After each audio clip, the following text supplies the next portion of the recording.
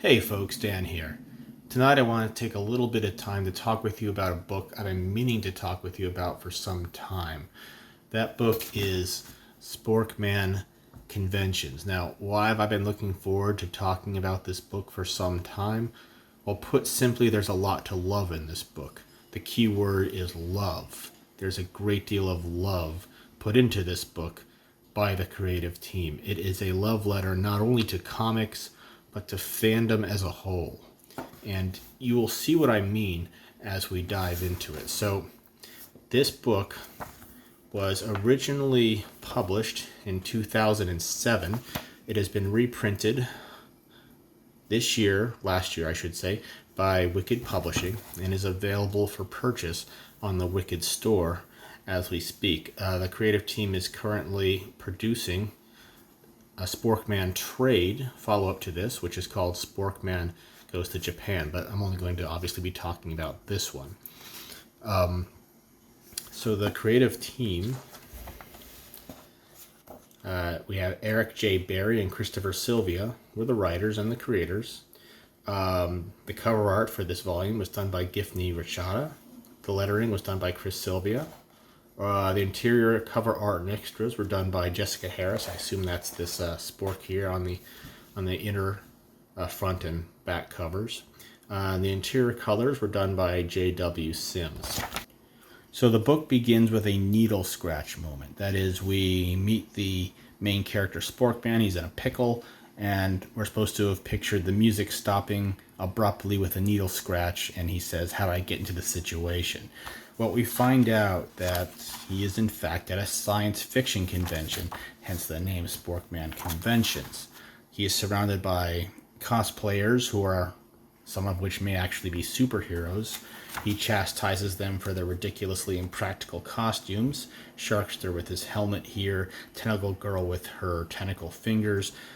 And this is all coming from a hero with a helmet that has an enormous handle of a spork above his head, giving him perhaps 3.5 additional feet that will make it almost impossible for him to walk through doors. But that's the joke. He has a ridiculous costume. His powers make no sense. He has the power of the spork, which is never explained, and doesn't need to be. That's the joke. He's a silly hero, and he doesn't realize necessarily that he's silly. Echoes of the Tick, perhaps. So, what is the actual plot? Well, he has disagreements with other congoers, like this not Darth Vader cosplayer and this not Stormtrooper cosplayer. And more importantly, this not William Shatner and not Leonard Nimoy analog, who are jealous of this hot young female science fiction actress who is drawing all the attention of the congoers. Sporkman gets wise to a plot that was planned by this not William Shatner analog, and he has two main goals. One, to stop that plot, and two, to get with the hot young female science fiction actress. Does he succeed? Well, you'll have to find out by reading the book, because I don't want to spoil it for you. But on the whole, there is a lot to love in this book, a lot of heart, as I said, and that is why I highly recommend it. The art's obviously at an indie level, but it is an indie book about an indie hero. I don't think any other art style would be appropriate, to be perfectly honest. It fits. There's enough variety in the layouts and the character designs to keep it interesting. The colors are sharp enough. It's a parody. It's meant to be silly. Think of it as a very well-crafted, long-form Mad Magazine satire.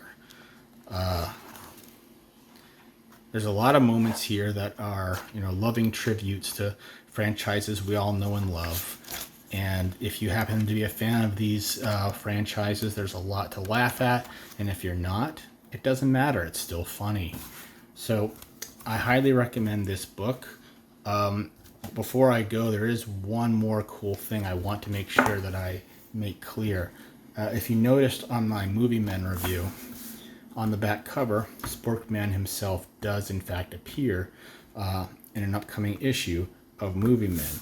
One of the things I love about A, the Wikid family, and B, the small part of the indie comic sphere that I frequent and belong to, is that there's a very strong sense of community and mutual support between the creators.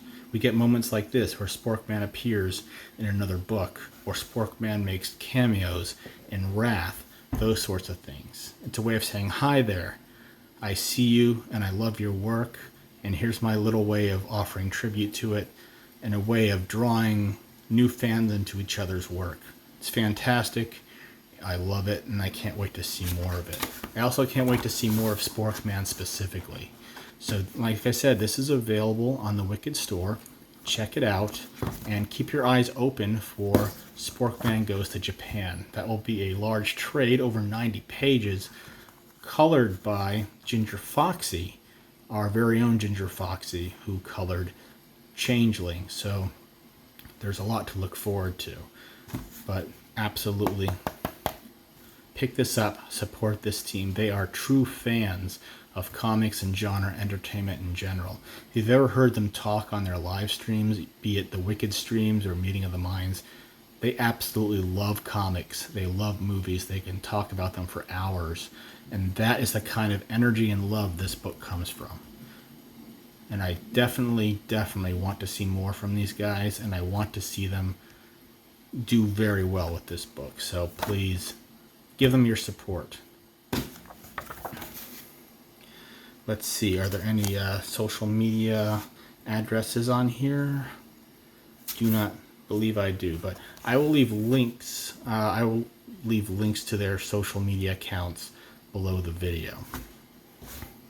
That's all I got for today, folks. It's late and I'm beginning to babble, so I'm going to head on out of here, and I'll be back with another review soon. Till then, folks. Till then.